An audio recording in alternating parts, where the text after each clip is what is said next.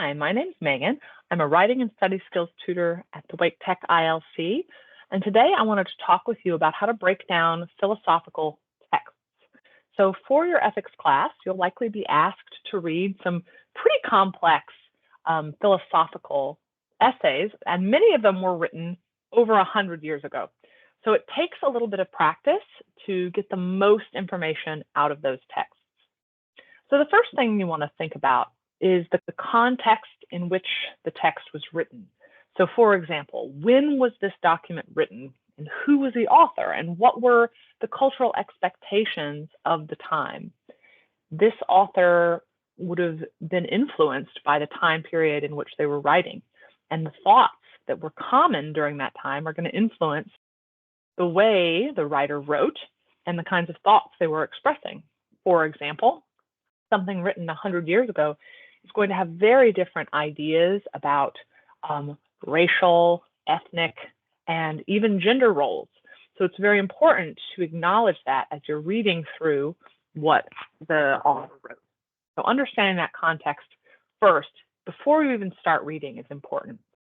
So you'll want to do a little bit of research about the author's time period, about the author's history, about their own biography a little bit, just to know where they were coming from. To read, you want to take a look at the terminology that you might see in the text as well. You're probably going to find some unfamiliar words.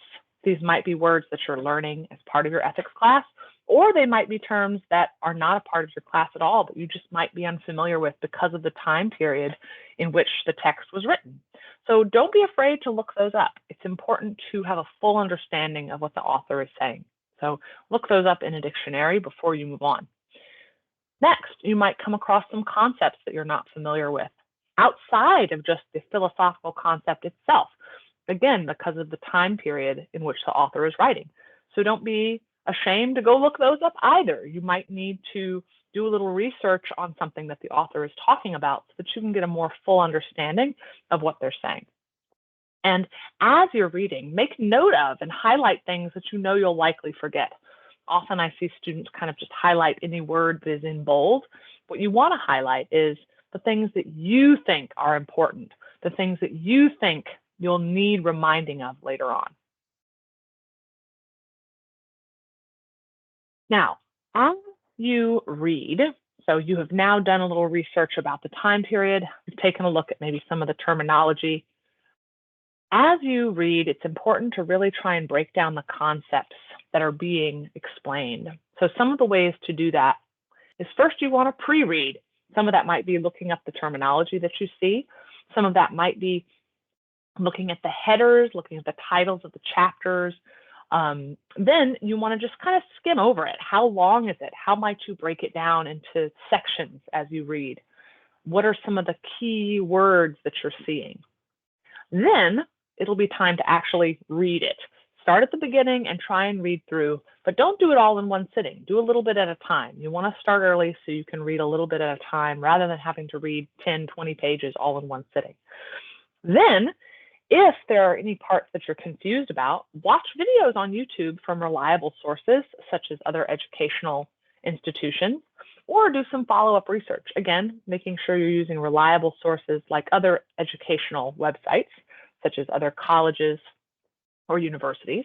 And then ask questions. Meet with a tutor in the ILC, ask your instructor questions after class or send them an email, and see if you can meet with any of your classmates to ask questions about what you've read. So now we're going to try it. So here is an example of a text that one might be required to read for an ethics class.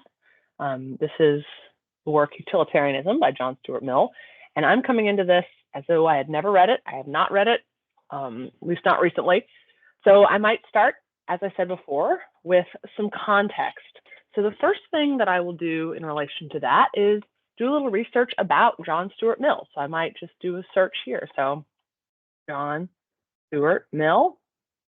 So I want to use reliable sources. So for example, the Stanford Encyclopedia of Philosophy. comes from a university, so that would be a good source to go to. So I might look it up. So it says that he was, born 1806 to 1873. That kind of gives me an idea of his time period. He was alive during the Civil War. That's probably the first thing that I might think about. Talks here about how he sought to combine the best of 18th century Enlightenment thinking with the newly emerging currents of 19th century Romantic and historical philosophy. So we can kind of think about things that we already know about that time period. Having that background helps us to understand him a little more. It says he was a naturalist, a utilitarian, and a liberal whose work explores the consequences of a thoroughgoing empiricist outlook. Now, we may not know exactly what that means, so let's look that up. Remember, terminology was one of the other things that we want to research before we read. So this is from Oxford Languages, so I would say that's reliable. A person who supports the theory of all knowledge is based on experience derived from the senses. So that gives us some idea. So he's interested in the tangible, the things that we can experience in our real lives. Okay, so that's some of the context. We did a little terminology. So let's go back to the text itself. So we want to start by pre-reading. So this gives us a table of contents here at the beginning, but say that we didn't have that. So chapter 1, general remarks. Okay, so we can assume he's probably going to just talk a little generally about utilitarianism and what it is.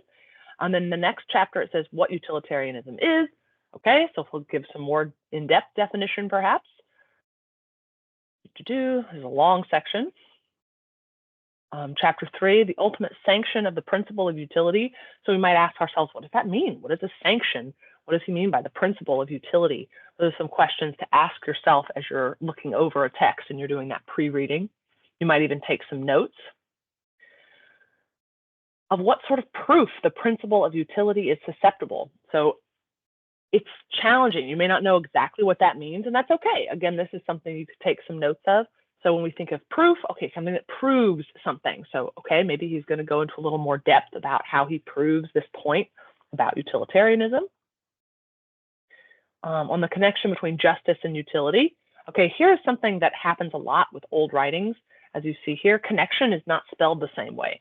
So maybe if that was confusing, we might do a Google search for that, find out that, okay, so that can help us understand this term. Okay, it's a brief, chiefly British spelling. Where is it? Chiefly British spelling of connection. So that's a way we can look that up. Again, looking up that terminology. Good strategy there. Okay, so the connection between justice and utility. We're going to see how those two things connect. So this is something else that's planning. And then there's the end. So you would plan ahead if you had to read this text for class. You might say, okay, well, I'm going to try and read. I see that I have to read. There's 5 chapters. So I might decide, okay, I'm going to try and break this up over 5 days or do 2 chapters per day, depending on the amount of time we have. So breaking it down is helpful in that respect. All right, so let's scroll back to the start. So we did the pre-reading. In this first section, general remarks, we might skim over it just to get a general idea of what he's going to talk about. So to do that skimming, we might just start by reading the first couple sentences of each paragraph.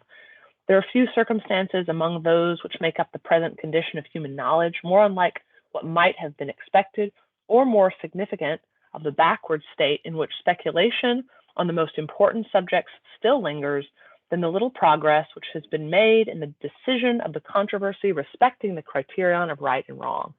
So just from reading that first sentence, we can make some decisions about this. We can say, okay, this text is really dense. It's written in, as I mentioned before, kind of an archaic, older form of writing. So that means we need to give ourselves time and patience as we're reading over it to try and understand what exactly the writer is talking about. So we'll do a little more pre-reading here. It is true that similar confusion and uncertainty, and in some cases similar discordance exist respecting the first principles of all the sciences. Okay, so he's talking about the sciences.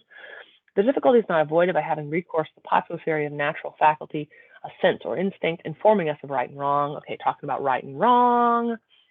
So maybe we'll look at this bottom part here. We shall examine presently of what nature are these considerations and what manner they apply to the case, and what rational grounds, therefore, can be given for accepting or rejecting the utilitarian formula. Okay, So that little bit of pre-reading there kind of gave us an idea of what to expect. And it also gave us an idea of the kind of language that we were going to be dealing with in this text. So now we'll go back to the beginning. So what I'm going to do, as you see, this might take quite a while to break down. So we're just going to look at this first paragraph just to give an example. All right, there are few circumstances among those which make up the present condition of human knowledge, more unlike what might have been expected or more significant of the backward state in which speculation on the most important subject still lingers, than the little progress which has been made in the decision of the controversy respecting the criterion of right and wrong. So as we're reading, we kind of want to check our understanding. So even though a lot of this is really dense and I may not know exactly 100% what he's talking about how the present state of human knowledge, how we make progress on the idea of what right and wrong is. But I'm going to keep reading and see what more I can learn from it. From the dawn of philosophy, the question concerning the summum bonum, or what is the same thing, concerning the foundation of morality, has been accounted the main problem in speculative thought, has occupied the most gifted intellects, and divided them into sects and schools, carrying on a vigorous warfare against one another. All right, so he defines it. What is the same thing? I'm not sure. I'm going to go and just Google it just to see.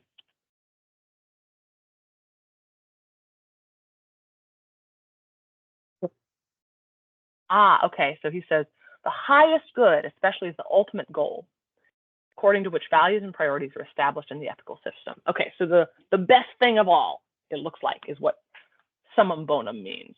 Okay, so good thing we looked that up. He says that has been the main problem of thought for a very long time, and people have been arguing about it. Vigorous warfare. Okay, so now we know what that sentence is talking about. After more than 2,000 years, the same discussions continue. Philosophers are still ranged under the same contending banners, and neither thinkers nor mankind at large seem nearer to being unanimous on the subject than when the youth Socrates listened to the old Protagoras and asserted, if Plato's dialogue be grounded on a real conversation, the theory of utilitarianism against the popular morality of the so-called sophist. So a lot going on in there that we might want to Google or a little more research on to understand a little bit more. So he's saying that we've been having these arguments in a long time, people under the same banners, under the same headers, thinkers nor mankind at large. So he's kind of saying philosophers and just average people. We're no better closer to understanding it than we were when Socrates was young. So let's just look that up really quick. So Socrates and Protagoras, not sure if I'm pronouncing that right, Protagoras. All right.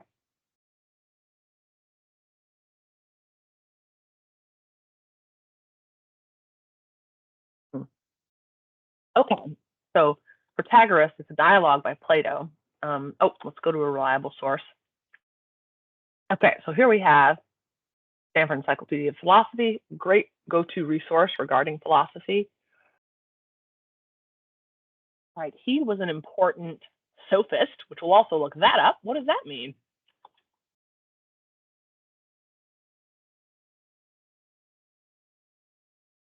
Okay, a paid teacher of philosophy. All right, so he was a philosophy teacher. Considerable influence in 5th century intellectual debate. So a long time ago, 400 BC, remember the guy that we're reading, John Stuart Mill, this is in the 1800s, so a long time after this. He's saying that ever since the day when Socrates was listening to Protagoras, this conversation has been going on. So the sophist, he says it here too, that means philosophy teacher. So he's talking about how this idea of utilitarianism stands against the popular morality of the so-called sophist, which now we know means philosophy teacher. So as you saw, this took a little bit of clicking around, a little bit of research, but I understood this paragraph way better than if I just tried to read it and didn't do any research, didn't look anything up. So doing that is really going to help make more sense of what you're reading. So now I know what he's saying here. So what he says is, people have basically been arguing back and forth about how to determine what the greatest good is. There have been people broken into the same categories, more or less, since the time that Socrates listened to Protagoras, which was back in 400 BC. So he's saying not a lot has changed. So we assume now that he's about to try and explain how he has changed this. So this gives us kind of a good idea of where he might be headed. So we have some questions that we might ask. What is he going to tell us as his essay goes on? What are we going to learn about utilitarianism as we read? So now we can go into the next paragraph with those questions in mind. So just to recap everything that we talked about today. So first, it's important to think about the context of the text that you're going to be reading. When was it written? Who was the author? What was going on at that time? And you might need to do a little bit of research about that as well. Next, you want to look up unfamiliar words and concepts and make note of the things that you're likely going to forget related to that. Then you want to make sure you thoroughly understand the concepts in the text by pre-reading, skimming, reading more in depth, and then watching videos, doing follow-up research to learn more about the topics. And of course, as you write, asking yourself questions. Thank you all so much for watching this video. I hope this helped you understand more about how to break down your philosophical texts. And please come to the ILC if you've got any other questions.